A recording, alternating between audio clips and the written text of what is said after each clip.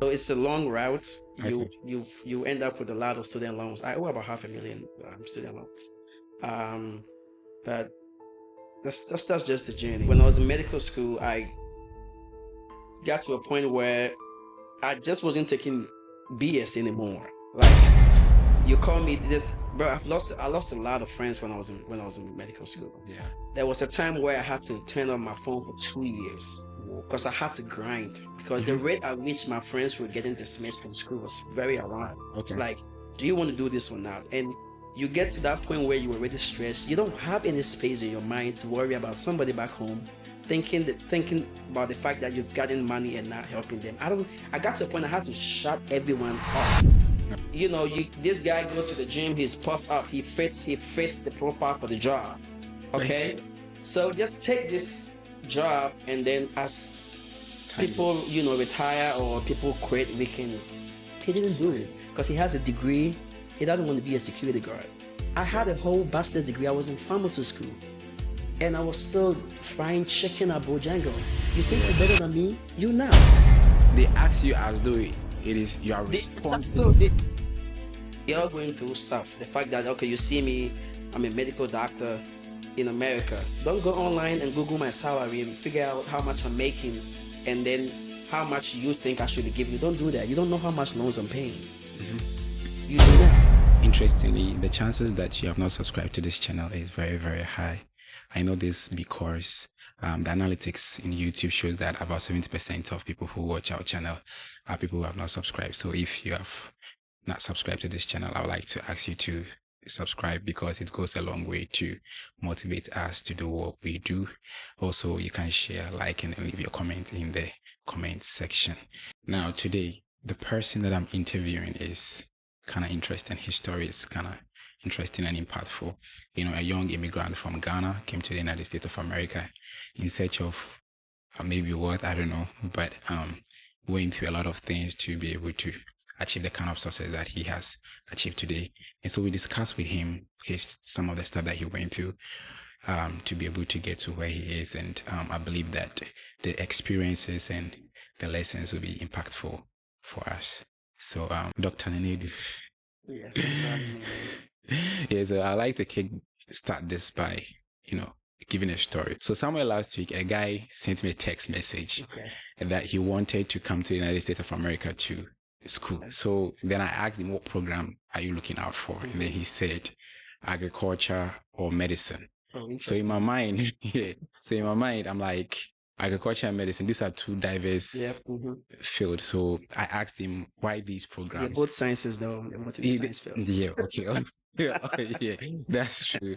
So then I asked him why this program, and then I guess his proclivity is towards medicine. So he said, he wrote this to me, and I'm reading.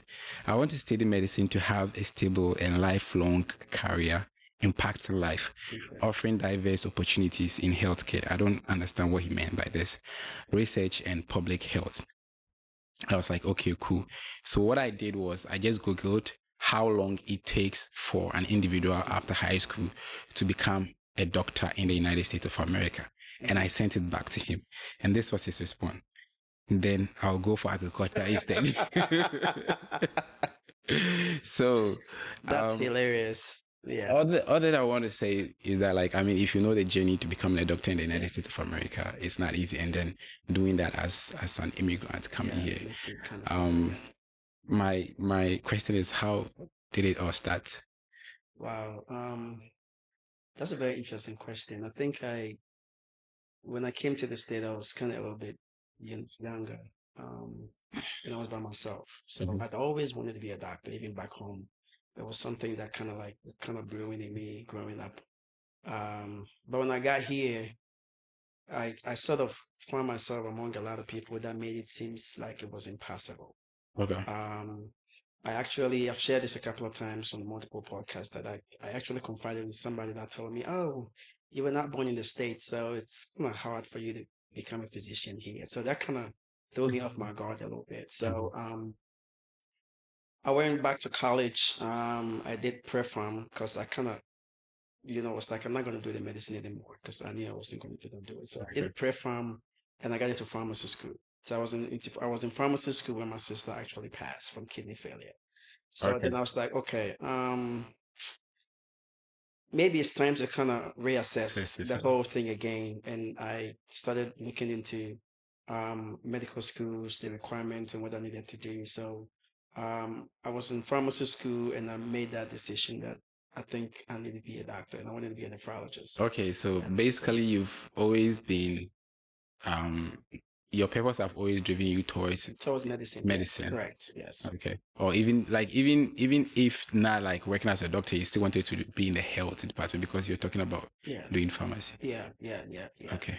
That's a very interesting point to bring up. So even though I, for at the point in my life, I thought medicine was not going to be possible, I still did pharmacy. So Hmm. it was science or nothing. A nurse, a pharmacist, working in the lab. I was just it was just like I got to do something science. That's pretty Okay. much it. Yeah, So now you come here as a young guy yeah. to the United States of America, an Mhm. immigrant, Yeah. and you say you're living by yourself. Mhm. So how is it like? Because like I Yeah. have been here as Yeah, it was tough, and I got into a relationship, and I give kudos to her, Teresa. She helped me a lot when I first got here. Gave me a place to stay, helped me out with my going in and coming, going in and coming out, whatever the term is. But she was very, very helpful. I'm not gonna sit here and bluff like I didn't get any help. I did get help. She was helpful. But I still kept the dream alive. I knew why God had brought me into this land at a time such as that. And I wanted to just go straight and do what I had to do. So even though in the beginning was tough, bro, yeah, I've worked in Bojangles, I've done Wendy's, I've done a lot of, warehouse jobs. Even in pharmacy school, I was still working at Bojangles. Even Okay. in medical school, I was doing Uber and stuff, DoorDash and things like that. So the dream has always been there. There's been a lot of valleys, there's been a lot of mountains that I had to climb, but um, it was being successful or nothing else. There was no plan B. It Okay. was just plan A. Going forward. So how is the mindset like? So because I think that Ghanaians have a different mindset, a different culture, Yeah, and then you come here and then you have to adapt. yeah, Maybe before we get into how you got into the medicine proper, yeah, like I just want to understand like the environment you found yourself, how you adapted to it, and the because one of the things is like and I know you are and you are in the health field, so yeah, a lot of people move from Ghana and they come here and then they are not used to depression, yeah, right? And I kind of yeah. hear a lot of people talk about that a lot. And so, like as a young guy moving here and all that, like how does that play a role? Yeah, the depression is real. Let me tackle on that before I move. I answer the other question. Depression is real. People get depressed, and there's a lot of before anybody commits suicide, they get to the stage of depression before they decide to Mhm. take their life. So depression is real. And if you're listening to us and you think you got to a point where you are depressed and need help, please find help. There's a lot of medications out there that can help you. And also back to the question regarding what kind of I think you were asking about the environment I The found culture myself and the in, the culture. environment and all that. I think growing up, I lived in Accra. I was born and raised in Accra in a very, lived in Accra, Newtown. I don't know if you've been there. It's tough there. So I think me being robust and me being strong to kind of go through all of these hardships that I went through. Of course, God was on my side. But talking in the human form, the kind of strength I had, I think it was kind of built on my upbringing. Oh, okay. I had a tough life growing up. So it was like you got to struggle to get what you have. Nothing was laid to me on a silver platter. Okay. So I think that you know, kind of weaved my strength and weaved my eager to pursue whatever I want to pursue, regardless of what was in my way. Okay. So kudos to my upbringing. It was tough. My mom, my dad, they went through a lot to kind of put food on the table. And seeing them go through that kind of gave me that drive also. Because assuming I was, growing up and everything was on the silver Yeah, platter, I would have platinum. kind of like given up. Like a Okay. couple of my colleagues that started med school with me, they gave up because they're giving up knowing that they're going back home to something. But Mhm. if I give up, what am I going home to? True. There's nothing there. All right. Does that make sense? Yeah, Yeah, yeah. it does. Okay, cool. So, I just would like you to. So now you are in the United States of America. Yeah. So the first thing you did was to enter into a relationship. That's a very interesting question. I actually came here based on a relationship. Okay. Okay, so I came here through K1 Okay. visa. So I was talking to somebody here. We were in a relationship, and Okay. that's how I got here. And she's the Teresa's the lady I mentioned before. Okay. She kind of helped me out, get my feet started about my dreams, and she was very helpful throughout those times. Yeah, I don't want to go into little nitty-gritty details, but I got here through relationship, and when I got here, I was still in the relationship until it got to a point where things were just not Not working. working. So Okay, you gotta move on. we had to just go part ways Okay. during that time.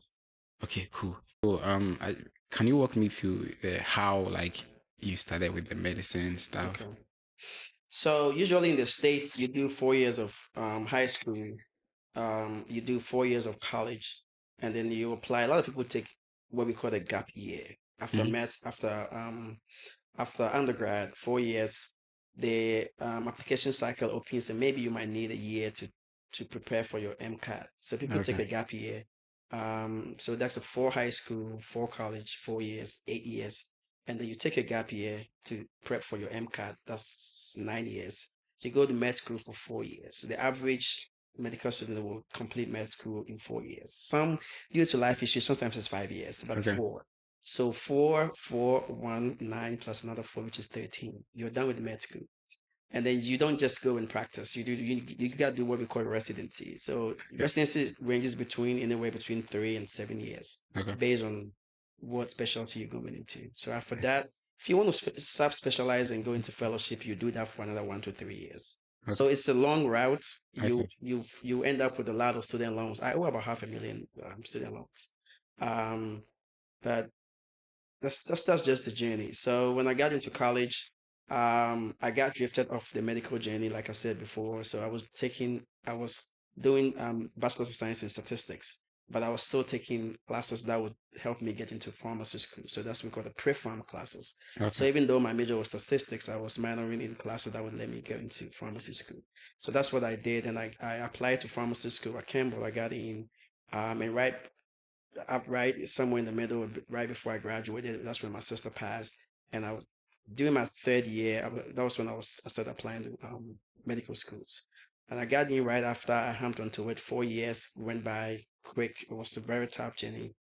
Graduated medical school, matched into internal medicine residency here in North Carolina, which is still what I'm doing right now. Okay.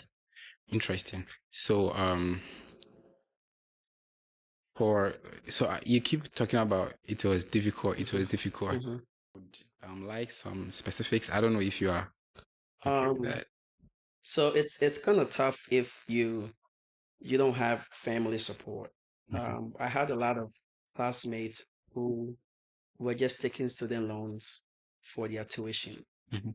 Their parents were paying for their car notes, their insurance, and other things, but I didn't have any of those things. Okay. So then what that means is I take maximum student loans so I can be able to take care of other things. Everything. Okay. And that's why I have like about 500,000 because I didn't get that help. Oh, wow. Sometimes the loans you get is not even enough because you have family back home.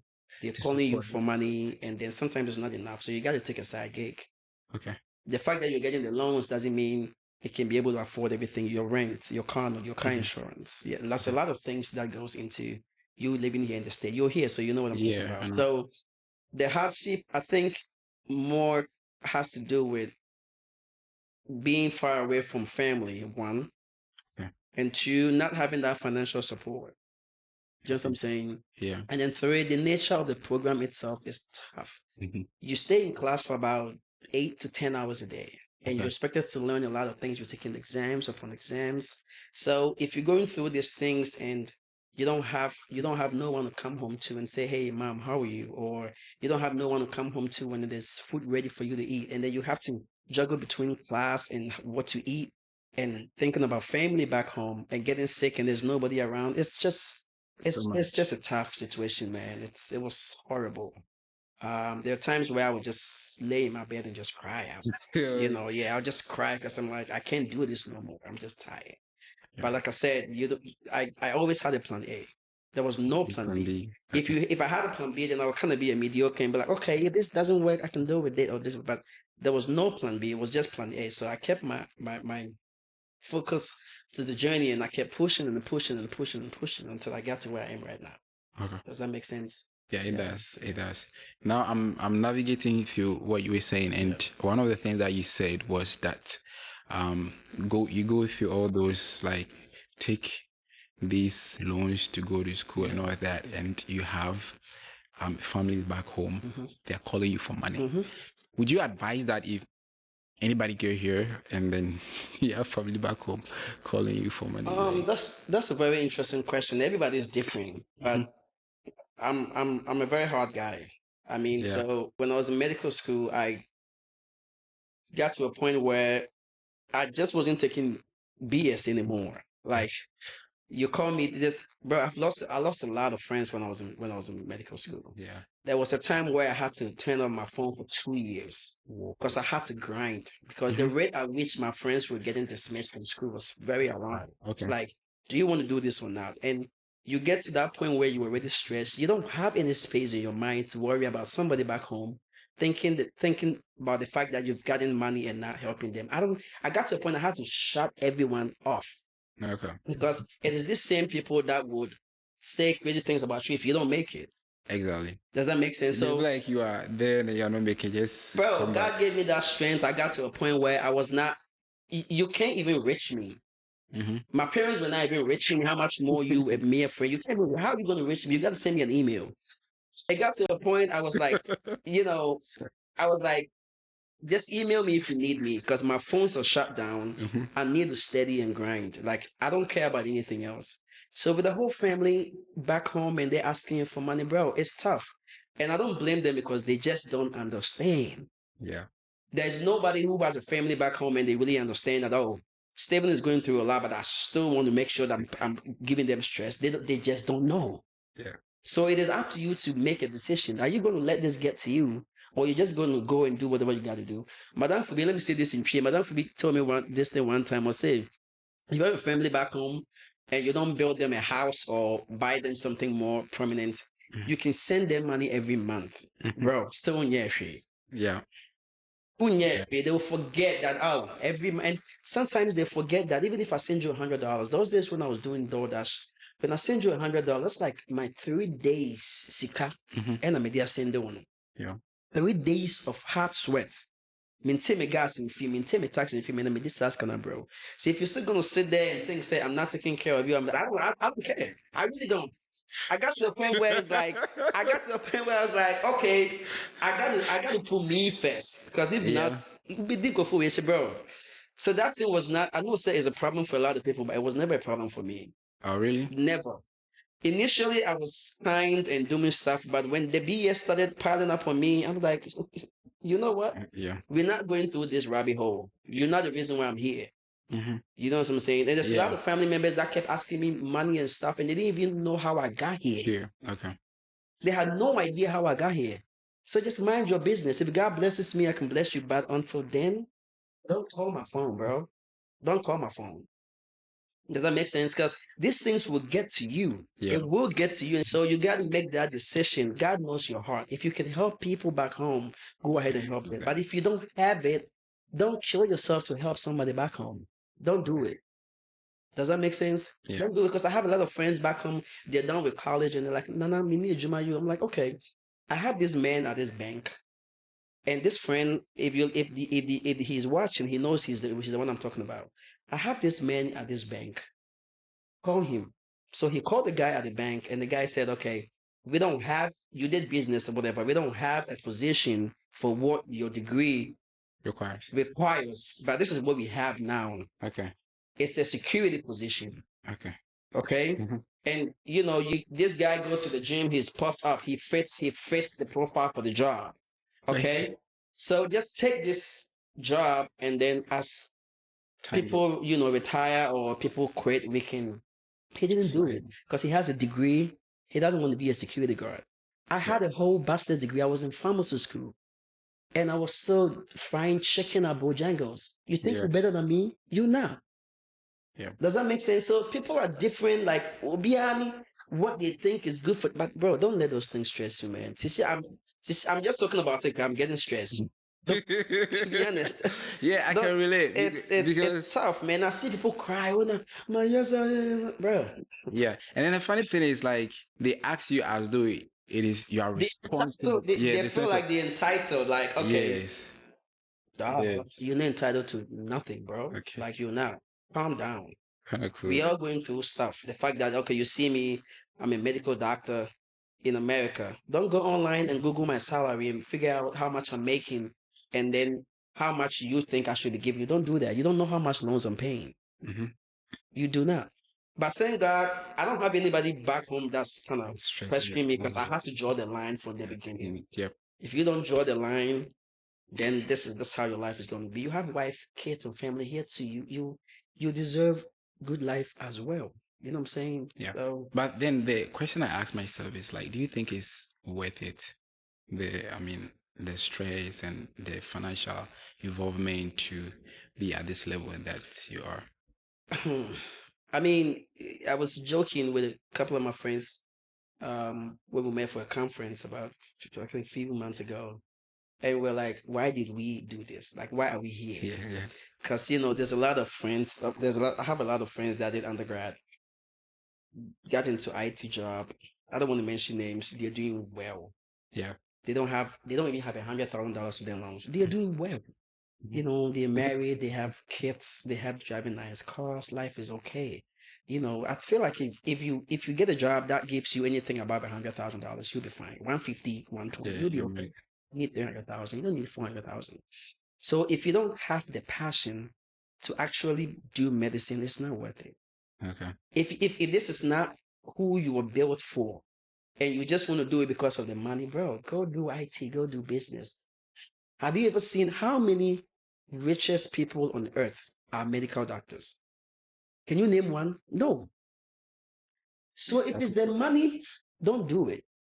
If it's the money, don't do it. If it's you're here because of the money, well, the career is rewarding, is fulfilling, but for that number of years, the amount of student loans and the emotional trauma that comes with the whole process, you have to have the passion for it. You have to get up every morning and say, I'm going to work. I'm going to save people's life. I'm going to prolong people's life. I'm going to cure people's diseases because this is who God has called me to be.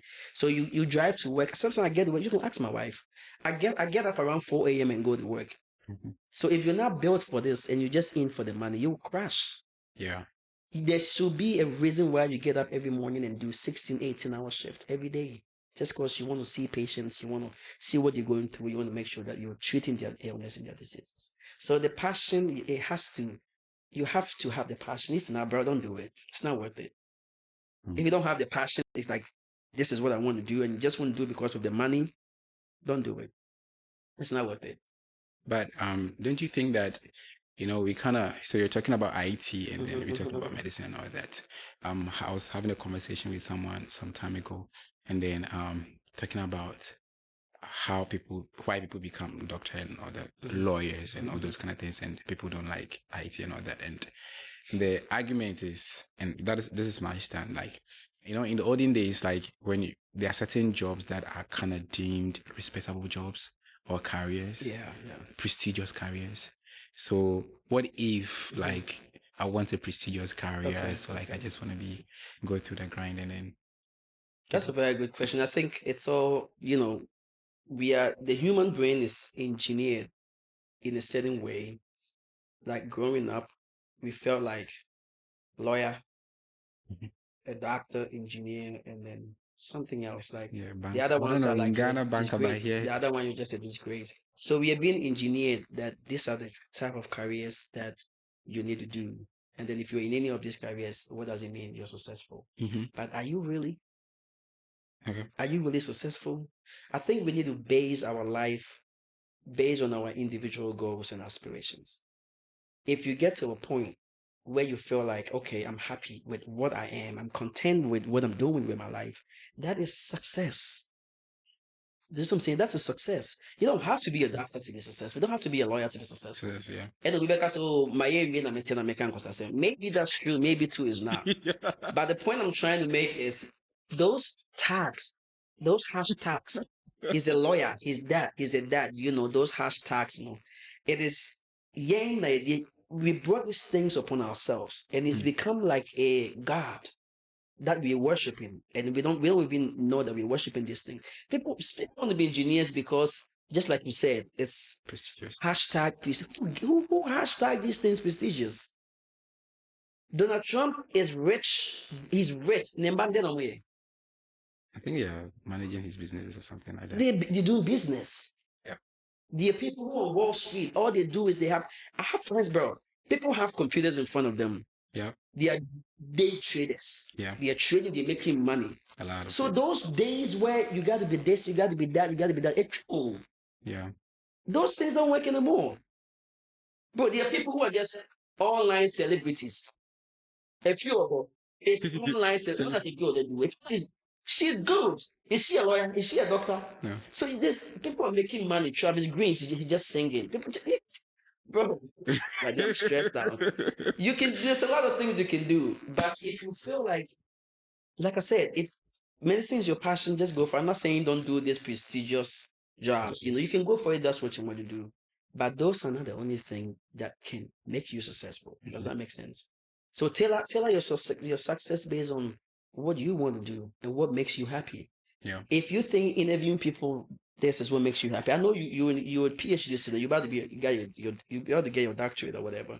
But find something that you love doing, that you get up every day in the morning hoping to do, and not getting up because I have to be there, so I have to go because it's bringing me money. Bro, how long do we have to live on Earth, man? How long?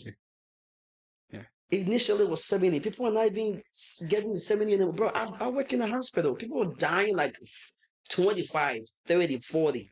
So that little time that you have, do something that makes you happy, bro. Okay. Do something that brings you joy, because you're not going to be here for a long time. So that's just my little spiel, to that question. Yeah. Okay. All right. Cool. So we're gonna take a break right now. If you have watched this video up until this point, I guess you like what you're hearing so far. So I would like to ask you to subscribe to the channel if you have not done that. And that simple act actually goes a very long way to motivate us to keep doing what we are doing. Now we'll get back to the conversation. One of the things that actually interests me, or like I will probably like us to touch on, is the half a million dollar for education. Yeah. I feel like that's a lot. And how would that spent over how many years, and like how does it look like? So they almost half a million, it's like 490 something, almost $500,000. It's not the actual cost for my medical career or medical degree. Like I said before, I wasn't having any help. I was living by myself like a young kid in the States. Living by myself. So I had to take, let's say my tuition is $45,000 a semester. I take about 60,000. And how many semesters? 8 semesters for 4 years. So 2 each year, of course. A semester means two in a year. Within a year, yeah. So it was 8 semesters. For 4 years. But I think the reason why I have a lot of loans is the fact that undergrad, I had loans. I didn't get the full ride. And we went to UNC, University of North Carolina, Charlotte again. Got the loans over there. I went to pharmacy school. That's also very expensive. So pharmacy school alone, my loan was like 180,000. Okay. Right. And then I went to medical school. So if I had help, if I had family that was going to help me out with my room and board, my insurance, my car note, and those other good stuff, then medical school is like 250 or 280. Maximum is $300,000. The reason why I have more is because I was taking more loans in order to help me take care of the other stuff. Because it's hard to be in med school and still be working at the same time. So like the almost $500,000, is it plus interest or not? So it's growing. Okay. It's growing. It's compound interest. So your pain is growing. It's growing every time. Right now, I think I've paid like about less than 50,000 off it. So I still have like 450. But tomorrow it won't be 450. It'll be 450 and so it keeps growing. So I don't. I don't know if I can be, hey, Department of Education, don't hold me this to it. I don't know if I'm going to be able to pay all of it before I exit this world or before God calls me home. But I'm doing my part so my kids can also have access to funds when Yeah. they get there. Yeah. Okay. That's interesting. Yeah. So let's say you said that like every semester you're paying like 45,000. Yeah, med school is expensive. That's Just crazy. the tuition. The tuition. Yeah. And then other stuff. Just the tuition, like 45K. So how were you able to access that as were you a citizen by then? Oh yes, I was a citizen. I became a citizen in 2016. Okay. So it's been 9 years since I became a U.S. citizen. So if you don't have a green card or you're not a citizen, and you don't have access to this student loan. Loans. Okay. So thank God that even if I had this dream and I still wasn't a citizen, it would have been very, very tough because U.S. The med schools here, about 99.9% do not accept people who are not citizens or sort of a green card or something.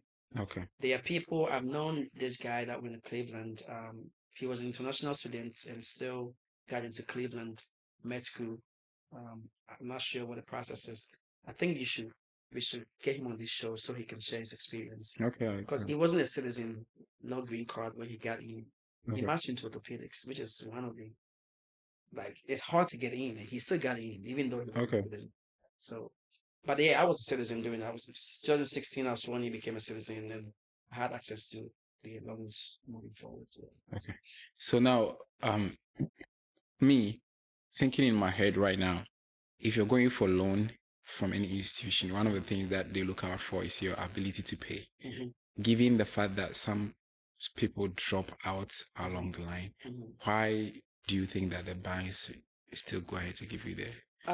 What are some of the things that they look out for? That would be a question for the Department of Education, but I think so. We have FAFSA, okay. So we have subsidized and unsubsidized loans. Those ones they do not require your credit.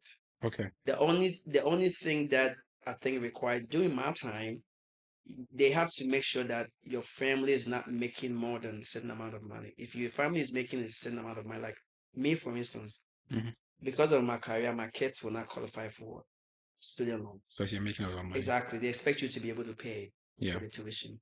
So I was able to, all you need to do is to prove that you don't have your family or your dependent or your parents are not making that amount of money. You just get the loan. Okay. You just need to be enrolled in a college that's approved by the U.S. Department of Education, that you get the loans. Okay. But the funny thing about med school is the subsidized and unsubsidized loans is not enough for you to pay for med school. So we do what we call a grad plus loan.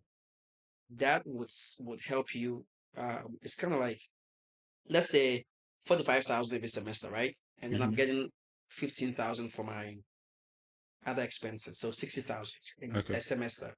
The subsidized and unsubsidized loans will give you about 24,000. Okay. Where do you get the remaining 36,000? Okay. So the grad plus loans is what adds up. That they would run your credit. Yeah, it's still federal loan, but they will still run your credit. So you still need to have some sort of credit, to be able to qualify for the grad plus. Because if not, you can't go to the you can pay for it. Because the one that the federal government gives you, the FAFSA, which is a subsidized and subsidized loan, would not be enough to pay for medical school. So you need a grad plus loans. Okay. If your credit is not good, let's say you messed up your credit, then you can get someone to sign for you. Okay. Yeah. So I'm still thinking, calculating in my head, like say, like some of your friends they drop out from the med school, and maybe they are in debt, maybe 200K, right? How like, so you still gotta pay, or you still gotta pay. It's very sad. That's why I said it from the beginning that if you couldn't you. I mean, how does it work with maybe if you file for bankruptcy or something like that? I don't know if you have any experience with that. I'm not versed into that bankruptcy and taxes and stuff, but I think if you file for bankruptcy, it would take you a very long time for you to bounce back. That's what I know. Right, that 200K will be forgiven. Yeah, if it's bankruptcy, it's gone. If you want to file for bankruptcy, you need to talk to somebody who is, like an attorney or people who, because I don't think it's a good thing. I've been filed for that. Hopefully, inshallah, I don't do it. Okay. But people file for bankruptcy because of millions, not 200,000.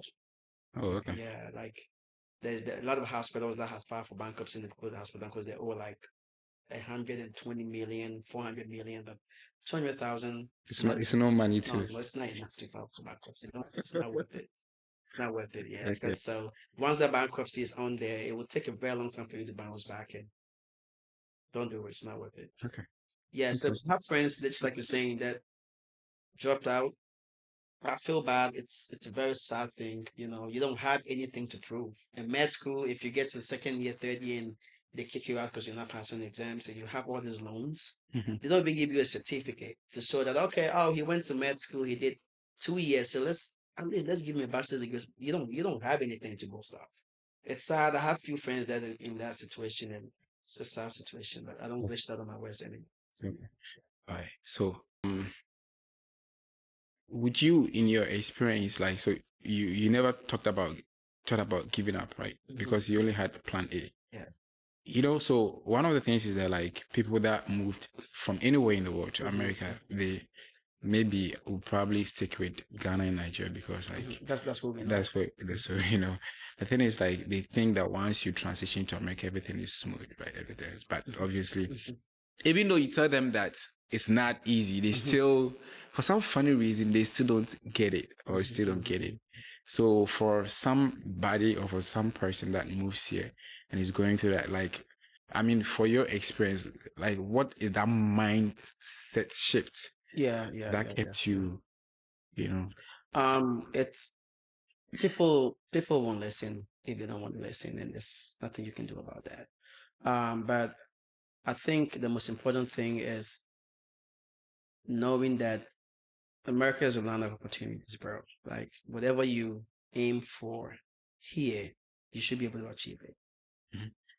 And I'm not boasting or trying to take God out. God is always with us. So if you're listening, whatever I'm saying is in context with the fact that God is also in the story. Okay.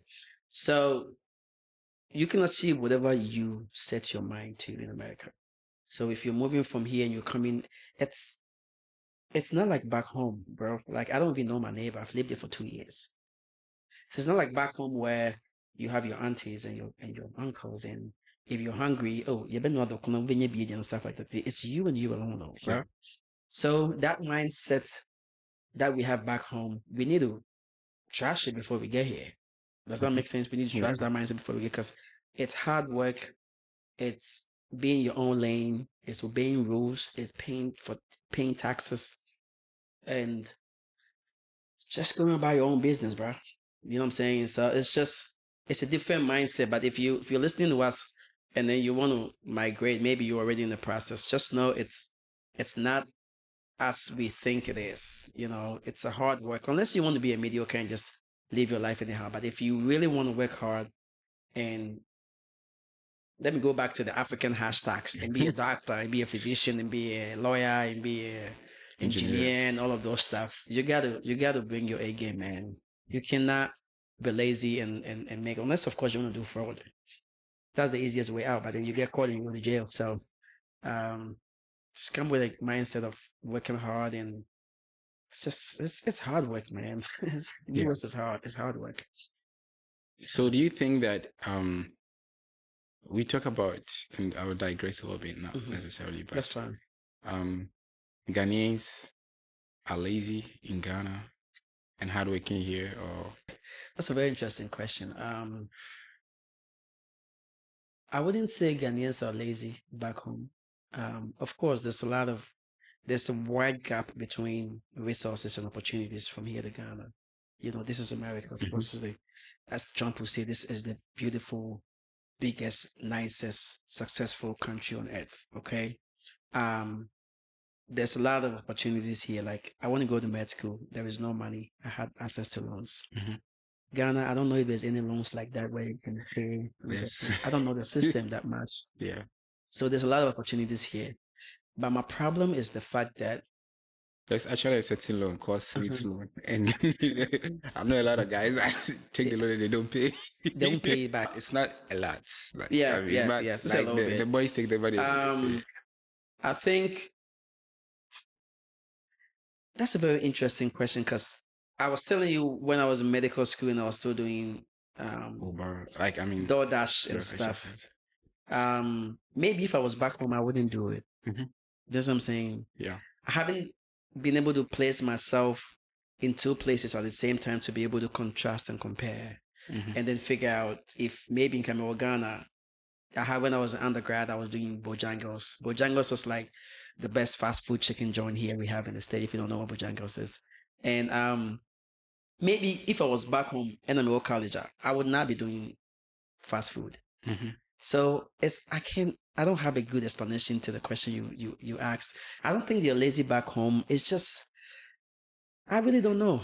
I don't know because like the friend I was telling you about, maybe if it was here, because security job in Obe, Probably, yeah. right? Yeah. But back home, Is it if you're because ferry, and okay? maybe people are just shy.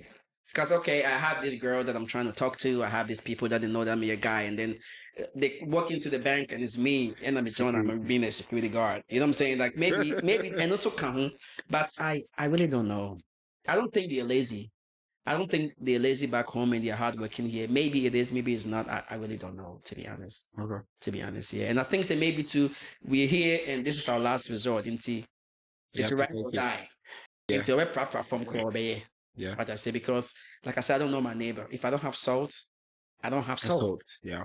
But back home, you don't have salt, your neighbor can give you salt. Yeah. So the luxury of being home and getting that help from neighbors and other things, I think that kind of makes us lazy in a certain kind of way. I don't know. But here, you know, it's you and you and you. And if you have to go to the park and help the city, the county park workers sweep so you can get to check at the end of the day, that's what you do. Yeah. But back home, if I don't go to sweep, my mom is still gonna cook for me to eat. Like at least I'm not gonna die. Yeah. The kinky seller behind the street can give me kinky and I'll pay tomorrow. So we have a lot of options. I think that's what we are kind of categorizing as lazy because we have a lot of options. So we're kind of laid back because at the end of the day, I will get help. But here, no one is helping you. So Yeah. you got to go out and work. Yeah. It's cold out there, but people are still working. So so I don't really know the answer to that question. Maybe they're lazy, maybe they're not, but I don't know. Okay. Yeah. So I like to ask this question. If maybe I don't know if you've already talked about it in the in the process of answers some of the questions. If someone is in Ghana or maybe elsewhere in Africa and the person is doing well, and the person gives you a call, say like, Doctor Leonardo, I want to come to America. Should I sell my properties? Should I do this and live and come? What would be your advice? I mean, what you're doing, what they like okay, so like maybe they have businesses or they are in a very nice career, they're making money, they're living a good life. They just want to relocate. Yeah, more or less. Like I mean, not like relocate, but they just feel like okay, there's a better opportunity here than back home in Ghana. The opportunities here, they are here. There are a lot of things you can do here to make money if you're not lazy. And a good thing for us who are from Africa or back home is we can save the money and go back home as well.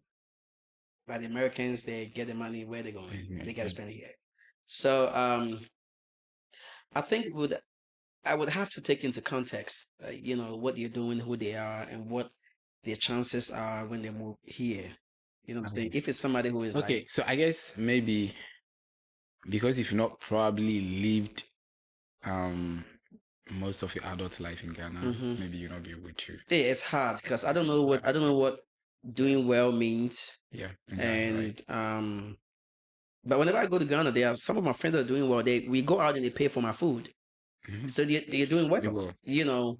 But age is a factor. Let's say if you want to relocate or you want to move here, sell your properties and come. If you're like in your early 60s or late 60s, then what can you do?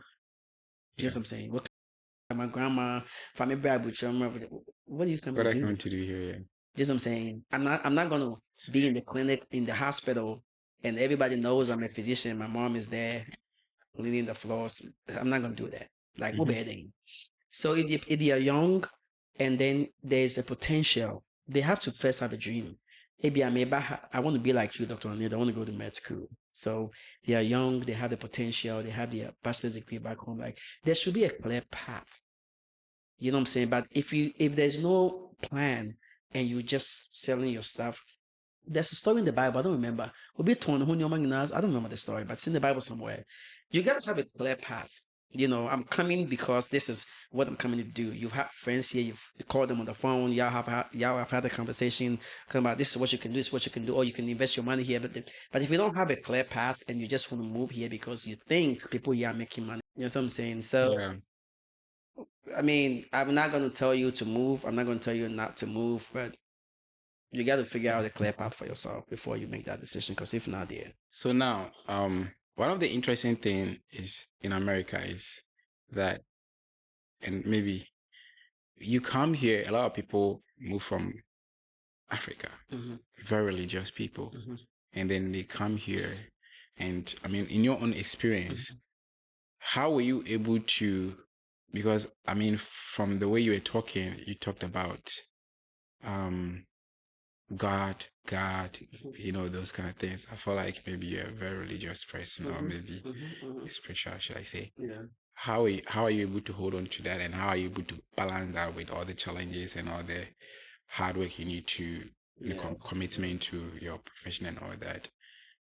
Yeah. So combining spirituality and having like a big sort of dream where like I use myself as an example.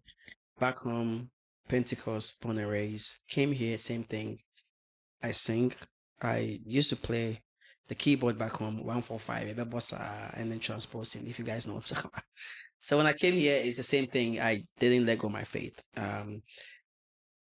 Still serving in the church in my capacity as a praise and worship leader, as a music director, doing all of those good things. But sometimes it gets tough. You know, when I started med school, before med school, every summer I would get invitations to other districts, other areas to, yeah, we're having a praise and worship concert. And Dr. Nanedu is going to come and sing for. And then they just fly me all over and I'm there and I'm just doing what I love to do best. But med school, the first 2, 3 years when I had to shut everybody out because I felt like, do I want to do this or do I not? You know what I'm saying?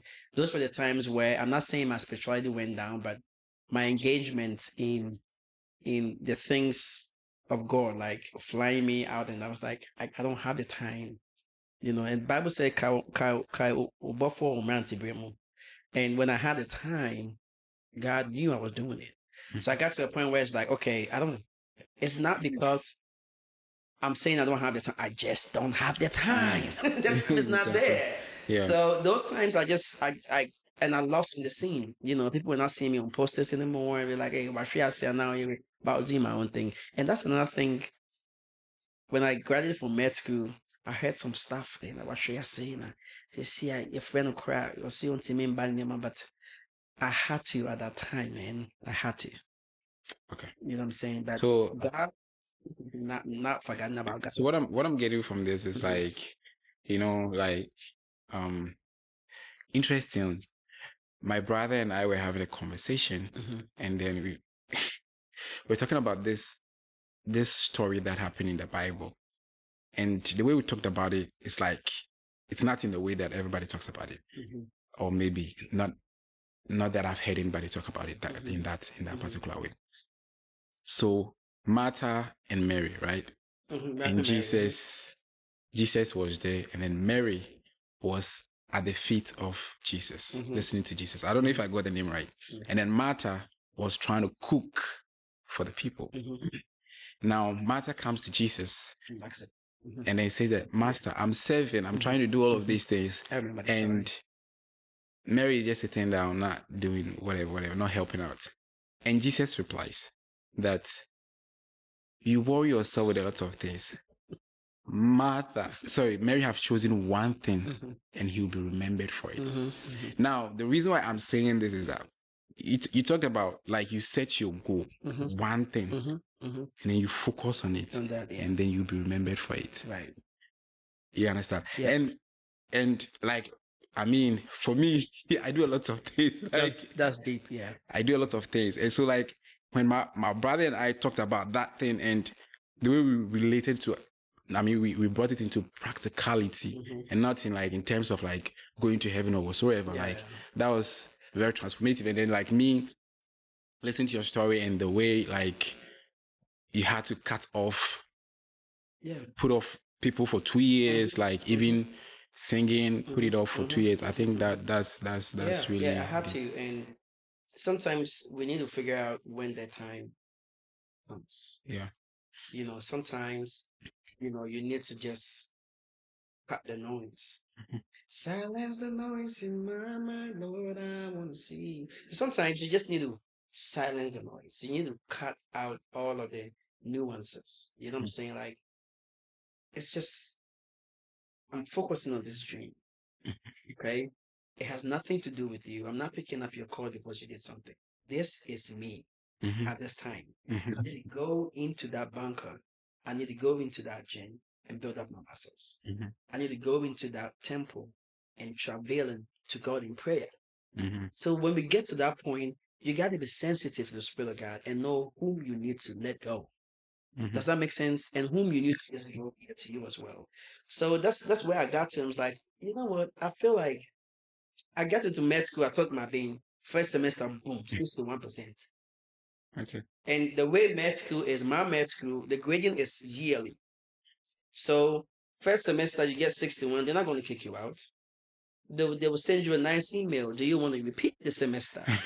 Or do you want to go finish the whole year? And then if you don't make a 75 at the end of the year, you come back and repeat 1 year. You want to repeat 1 year, you want to repeat 1 semester. So it's up to you to make that decision. I read that email. I'm like, you know what? 61. Next year, I need to average, next semester, I need to average about an 80 to be able to make it, to get a 75. Can I do this? Should I repeat the 1 semester? Like, no, I'm going to go. So there was during that time where I realized that, okay, phone, Instagram, people are calling you, when you sky away, and you don't have it. So I was like, all this noise is taking up a space in my brain. And I need to study this thing. I can do this. I can do all things through Christ who strengthens me. Why are people passing? Why am I not passing? So I got to a point where I got very sensitive. Like, you know what? Maybe there's a lot of noises that need to be silenced. So I silenced all of those things. This is me now.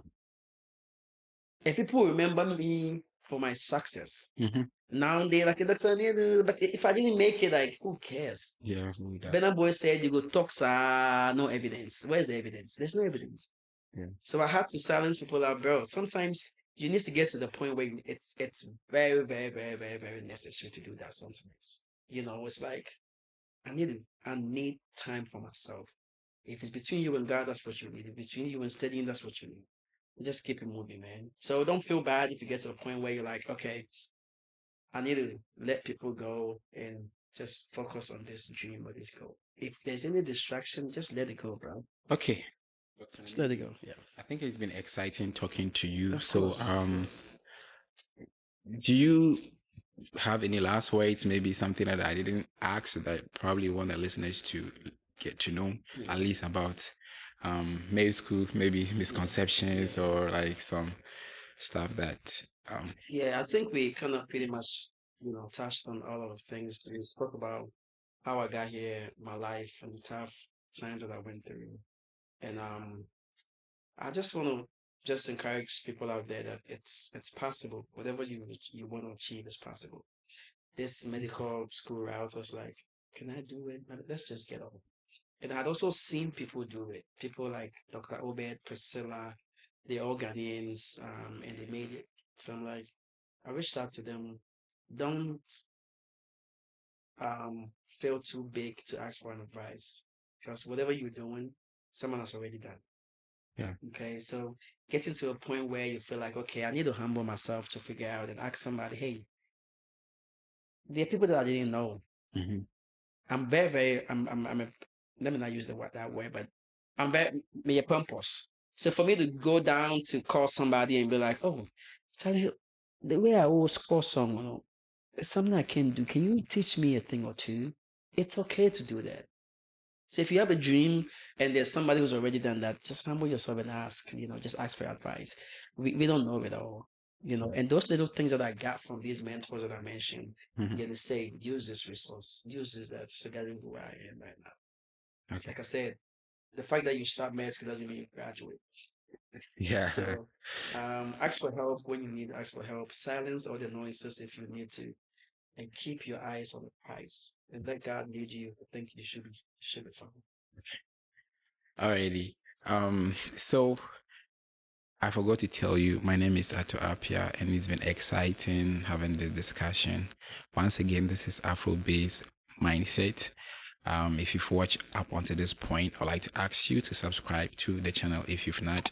If you also have a very interesting story or experience in America you want to share in the comment section, it will be helpful for you to do that. In the meantime, I just want to thank you so much for making time with us.